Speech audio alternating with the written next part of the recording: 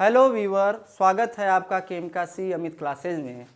आपने पिछले वीडियो में सबसे पहले आपने पढ़ा था पहला नियम, सबसे लंबी कार्बन श्रृंखला का चयन करना।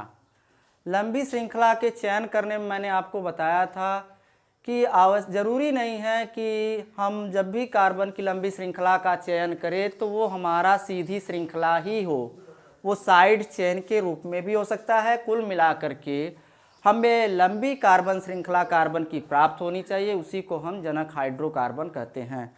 दूसरा हमारा जो टॉपिक है कि हम आईयूपीएसी नामकरण जब करते हैं तो अंकन किस दिशा से करें। तो सबसे पहले हमारा अंकन किस दिशा से हो इसके बारे में मैं आपको बताता हूँ। तो सबसे पहले अंकन करते समय कुछ बेसिक चीज़ों का ध्यान रखना अति आवश्यक है। सबसे पहले हम किसको ज़्यादा वरीयता में रखते हैं? मुख्य क्रियात्मक समूह। मुख्य क्रियात्मक समूह को हम वरीयता में सबसे पहले पे रखते हैं। दूसरे नंबर पे हमारा आता है प्राइमरी सफिक्स, यानी प्राथमिक अनुलग्न में डबल बांड। फिर उसके बाद प्राथमिक अनुलग्न में ट्रिपल बांड को वरीयता देते हैं। उसके बाद चौथे पे आपका आता है प्रतिस्थापक।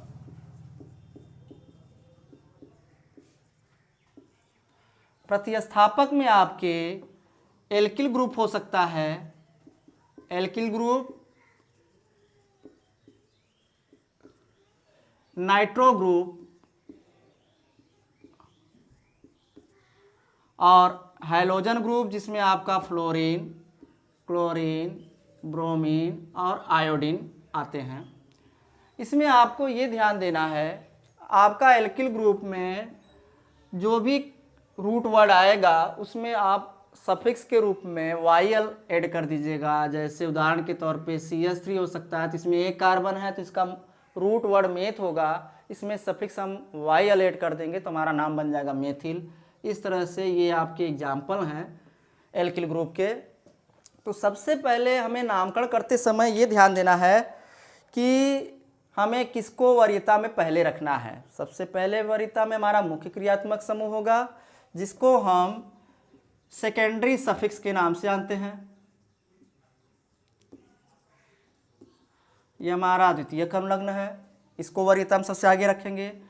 हमारा डबल बांड और ट्रिपल बांड जो है प्राइमरी सफिक्स में है,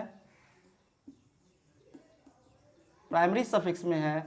और जब इसमें हम प्रतिस्थापक यूज करते हैं तो प्रतिस्थापक को विशेषकर एज ए प्रीफिक्स के रूप में हम रूट वर्ड के पहले लिखते हैं। इसको हम प्रीफिक्स के रूप में भी यूज करते हैं और इसको हमेशा मूल शब्द के पहले लिखा जाता है। मूल शब्द के पहले लिखा जाता है।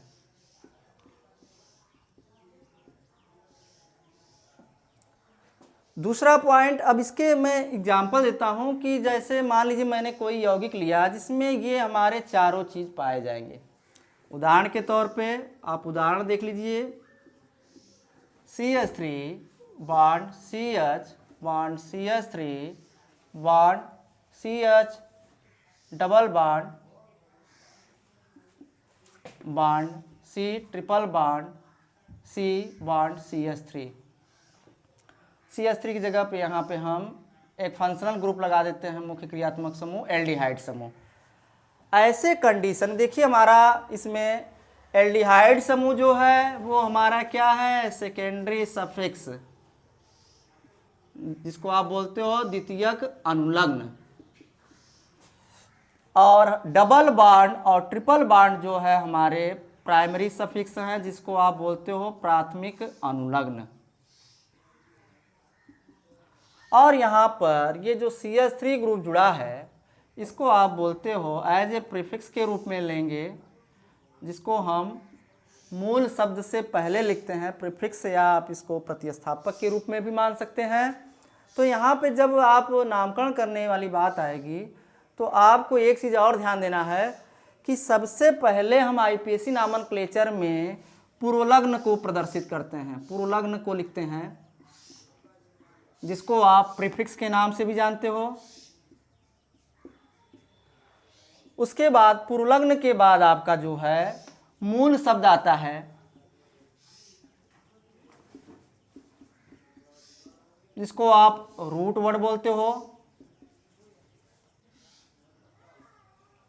मूल शब्द के बाद आप प्राथमिक अनुलग्न को ऐड करते हो। अब प्राथमिक अनुलग्न जो है कार्बन की श्रृंखला की प्रकृति पे निर्भर करता है कि इसमें एन आपको लगाना है कि इन लगाना है कि आइन, वो कार्बन श्रृंखला की प्रकृति बताएगा। तो प्राथमिक अनुलग्न आप ऐड करोगे रूट वर्ड में, इसको हम बोलते हैं प्राइमरी सफिक्स, जो आपको अभी दिखाया गया है, प्राइमरी सफिक्स। उसके बाद आपका प्राथमिक अनुलग्न के बाद हम द्वितीयक अनुलग्न को ऐड करते हैं। अगर इस कंपाउंड में अगर नामकरण आपको करना है, द्वितीयक अनुलग्न, इसको हम बोलते हैं सेकेंडरी सफिक्स। Secondary suffix. अब इसमें आप ध्यान दीजिएगा कि जब प्राथमिक अनुलग्न के बाद द्वितीयक अनुलग्न लगाएंगे तो इसमें से ई को रिप्लेस कर देंगे। ई को रिप्लेस करने के बाद द्वितीयक अनुलग्न को करेंगे। अब आप ध्यान दीजिए, थोड़ा मैं अपने टॉपिक पे आता हूँ कि यहाँ पर ये चीज़ें तो मैंने बता दिया कि नामकरण करते समय सबसे पहले पुरोलग्न को ध्यान रखेंगे पहले, उसके बाद मूल शब्द को लेंगे। मूल शब्द हमारा जनक हाइड्रोकार्बन के बारे में बताएगा। फिर उसके बाद प्राथमिक अनुलग्न जो कि कार्बन की श्रृंखला की प्रकृति पर निर्भर करेगी, और उसके बाद हमारा जो लास्ट में आएगा वो आपका द्वितीयक अनुलग्न आएगा, जिसको वरीयता क्रम में हम सबसे पहले रखते हैं। अब यहाँ पर आप ध्यान दीजिए कि यहाँ पर जो हमने उदाहरण के रूप में यौगिक लिया है, तो उस यौगिक में देखिए मुख्य क्रियात्मक समूह के रूप में हमारा एल्डिहाइड समूह है जो सेकेंडरी सफिक्स है, और यहाँ पे वरीयता क्रम में हमारा कौन सा है, सेकेंडरी सफिक्स। तो सेकेंडरी सफिक्स को जिधर से हमें नज़दीक मिलेगा, चाहे लेफ्ट साइड से मिले या राइट साइड से मिले, तो सबसे पहले हमें वरीयता में इसको रखना है CHO को। तो इसको न्यूनतम संख्या 1 देंगे क्योंकि ये एल्डिहाइड समूह है जो कि मुख्य क्रियात्मक समूह में आता है। दूसरा पोजीशन इसको देंगे, तीसरा, चौथा, पाँचवां, छठवां और सातवां। अब एक चीज़ को आपको ये ध्यान रखना है कि ये 7 नंबरिंग तो हमने कर दिया, और इसमें जो हमें जनक हाइड्रोकार्बन मिल रहा है, तो आप जनक हाइड्रोकार्बन में ये देख रहे हैं इसमें आपको 7 कार्बन मिल रहे हैं। चाहे आप सीधे जाइए या आप इधर से भी नंबरिंग करोगे वही 7 आएगा। तो जनक हाइड्रोकार्बन में हमको कितने कार्बन मिले, 7।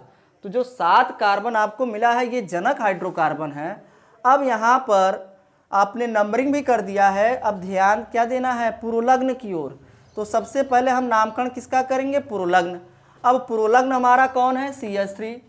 CH3 को हम, चूंकि कार्बन की संख्या 1 है, अभी मैंने बताया था कि पुरोलग्न जो होगा उसमें आप रूट वर्ड के साथ सफिक्स YL ऐड कर दोगे। कार्बन की संख्या 1 है तो इसका रूट वर्ड मेथ होगा, तो इसमें आप बनेगा मेथिल। तो मेथिल आपका किस पोजीशन पे है, 6 पोजीशन पे है, तो इसका नाम होगा 6-मेथिल।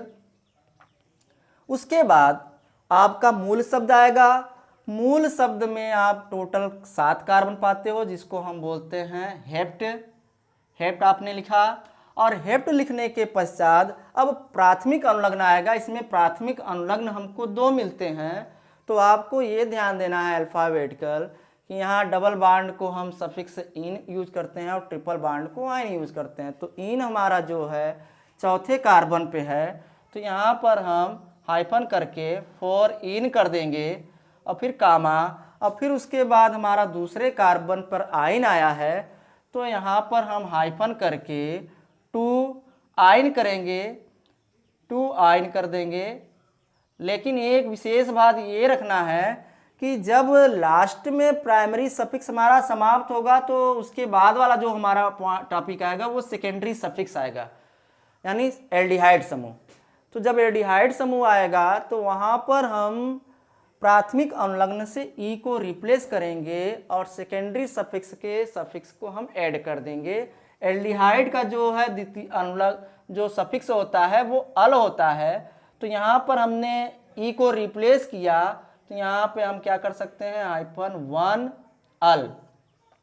तो कुल मिला के हमारा जो नामकरण हुआ 6-मेथिल हेप्ट 4 इन 2 आयन -1 अल। ये हमारा इस तरह से नामकरण होता है। इसके बाद आप स्क्रीनशॉट ले लीजिए। पॉइंट है, बहुत ही इम्पॉर्टेंट पॉइंट है। इसमें आपको ये बताएंगे कि कुछ क्रियात्मक समूह ऐसे होते हैं जिनको हम कार्बन की श्रृंखला में रखने पर उनको न्यूनतम संख्या 1 प्रदान करते हैं। जैसे कार्बोक्सिलिक समूह है, एस्टर समूह है, एमाइड समूह है, एल्डिहाइड समूह है, नाइट्राइल समूह है, एसिल हैलाइड समूह है। Carboxylic group, ester group, amide group, aldehyde group, nitrile group, acyl halide group, इनको हम किसी भी कार्बन की श्रृंखला में यदि रहेंगे, जिस भी दिशा में रहेंगे, तो इनको हम न्यूनतम अंक 1 प्रदान करते हैं।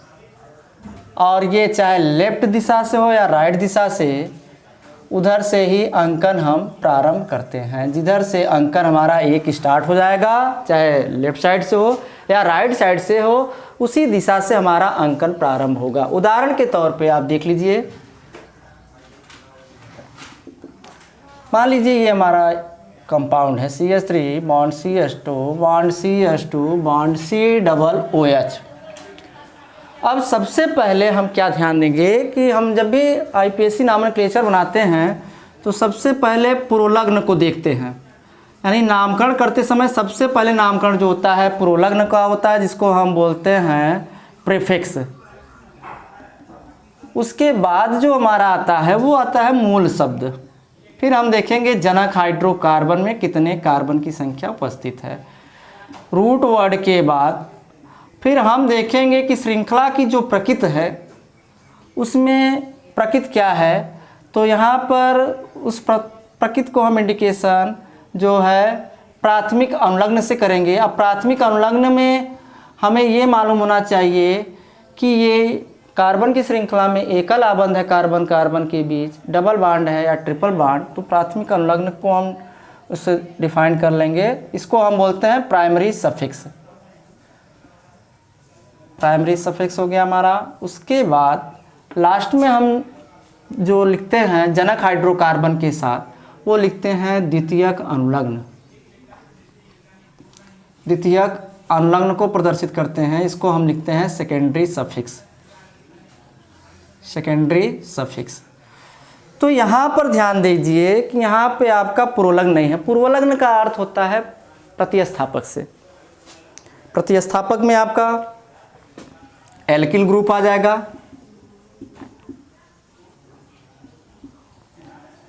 जिसमें हम मूल शब्द के साथ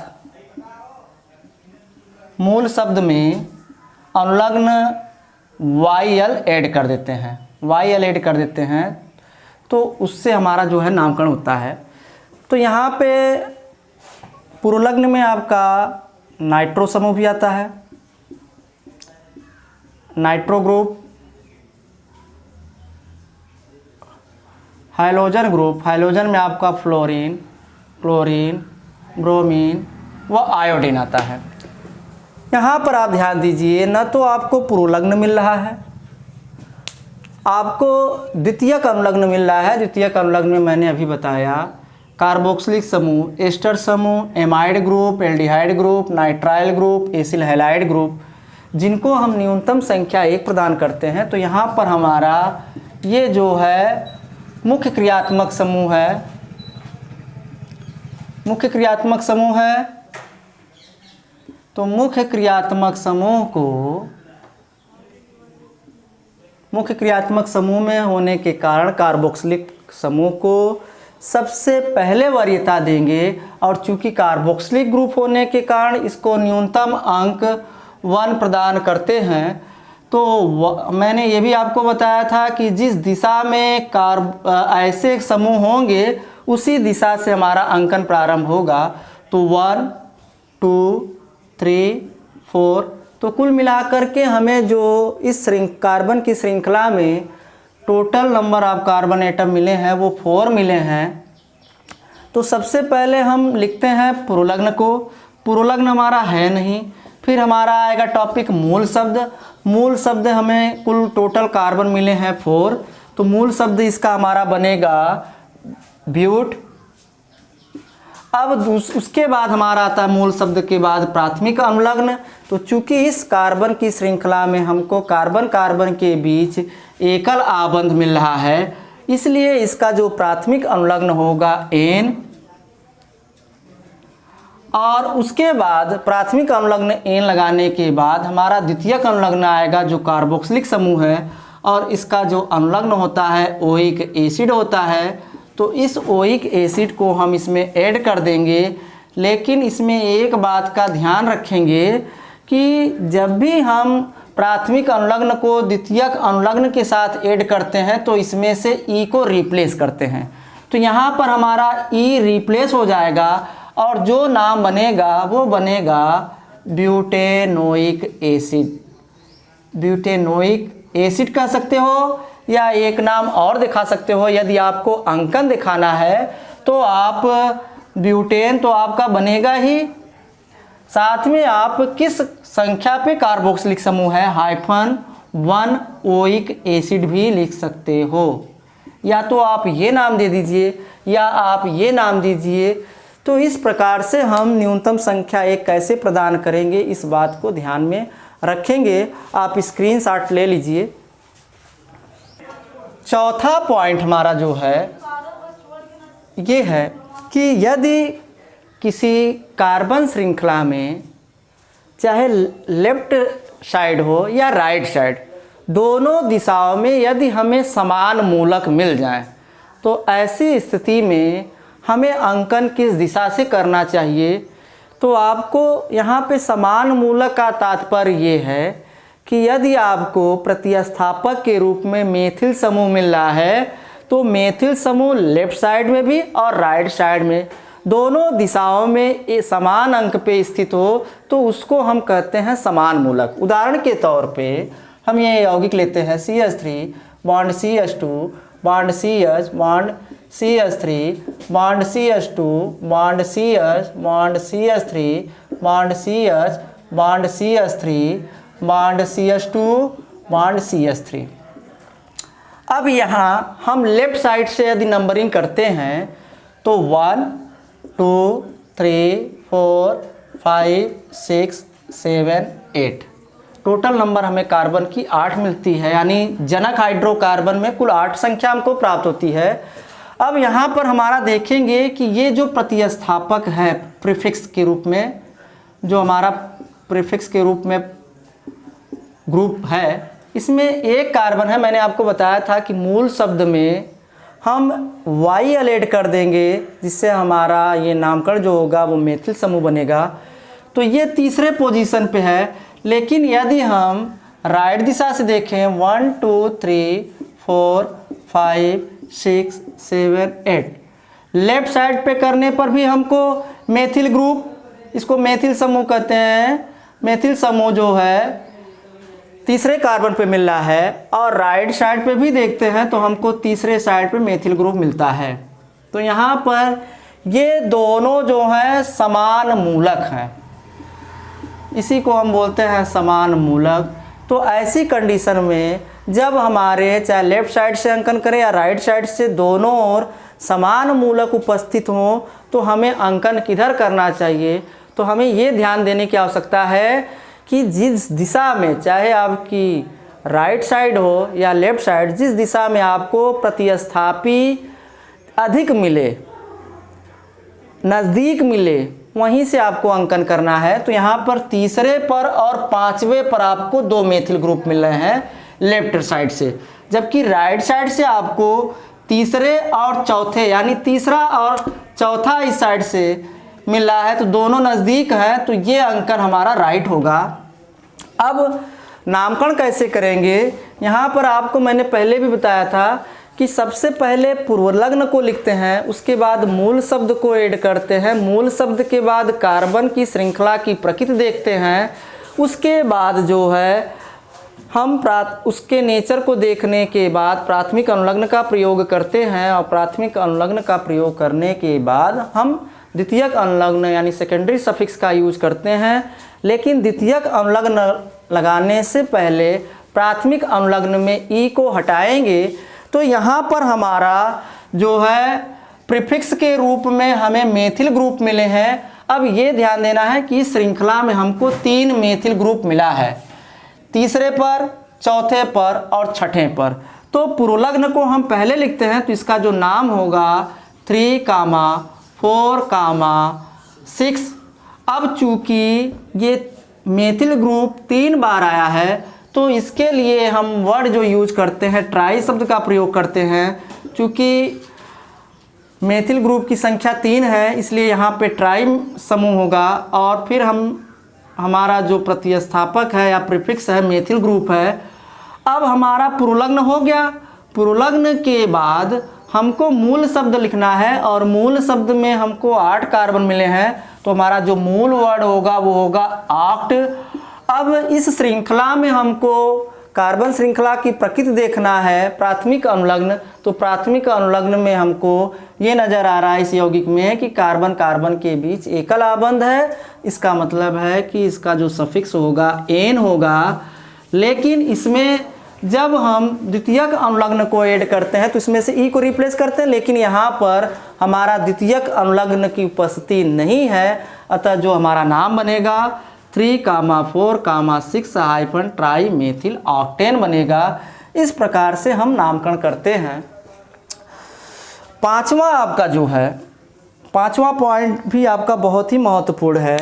इसमें आपने समान मूलक को देखा। अब पांचवा जो पॉइंट है ये है कि यदि कोई ऐसी कार्बन की श्रृंखला जिसमें 2 भिन्न मूलक समूह उपस्थित हों, फिर वहाँ पे और दोनों भिन्न मूलक जो समूह हैं समान संख्या पर स्थित हों, तो ऐसे सिचुएशन में हम लेफ्ट साइड से अंकन करें या राइट साइड से, ये डिपेंड करता है कि जो हमारा मूलक है उसमें उस मूलक में किसमें कार्बन की संख्या कम है। जिधर कम संख्या में कार्बन में मूलक के रूप में हमें प्राप्त होगा उसी को हमको वरीयता देनी है। उदाहरण के तौर पे आप देख लीजिए CH3 bond CH bond CH bond CH2 bond CH3 bond CH2 bond CH bond CH3 bond CH2 bond CH3। यहाँ पर देखिए अगर हम इधर से लेफ्ट साइड से नंबरिंग करते हैं 1 2 3 4 5 6 7, यहाँ पे हमको जनक हाइड्रोकार्बन में 7 कार्बन मिल रहा है। तीसरे कार्बन पे हमारा जो मूलक प्राप्त हो रहा है, चूँकि इस मूलक में 2 कार्बन है इसलिए इसका रूट वर्ड जो होगा एथ होगा। और चूँकि मैंने आपको बताया था कि जो प्रीफिक्स होते हैं उसमें सफिक्स वाई ऐड करते हैं तो इसका नाम हो जाएगा एथिल। लेकिन यहाँ पर इस ग्रुप में आप देखिए इस प्रीफिक्स में इसमें 1 कार्बन है तो रूट वर्ड आपका मेथ होगा और इसमें सफिक्स वाई ऐड कर देंगे, मेथिल हो जाएगा। अगर आप लेफ्ट साइड से नंबर करते हो तो तीसरे पे आपका मूलक है, राइट साइड से करते हो 1 2 3 4